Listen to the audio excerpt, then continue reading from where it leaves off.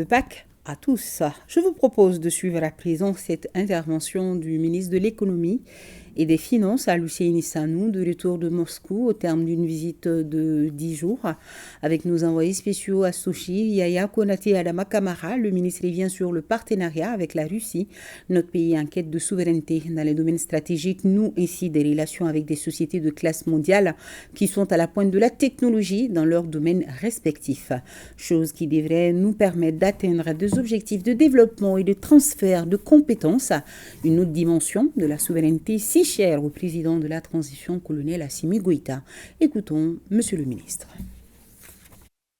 Lors de l'ouverture du forum, nous avons eu un discours très intéressant du conseiller du président de la Fédération de Russie qui a parlé de la souveraineté que les pays doivent essayer d'acquérir dans les domaines stratégiques,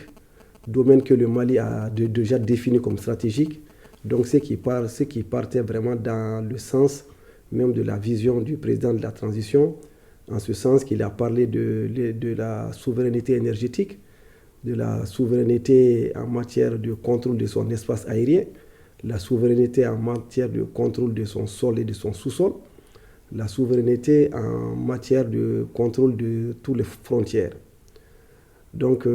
à l'issue de ce forum, nous avons vu que les partenaires russes avec lesquels nous avons signé des accords comme Zaruber Geologia, comme Rosatom, comme Novawind et d'autres, nous avons vu que c'est des partenaires qui sont à la pointe aujourd'hui dans le secteur dans lequel ils sont. Ils ont exporté leur savoir-faire dans plus de 30 pays dans le monde, des pays d'Amérique latine, des pays européens et des pays africains. Ce qui veut dire que nous ne nous sommes pas trompés en faisant le choix de ces partenaires pour nous permettre non seulement de pouvoir exploiter les ressources minières du Mali,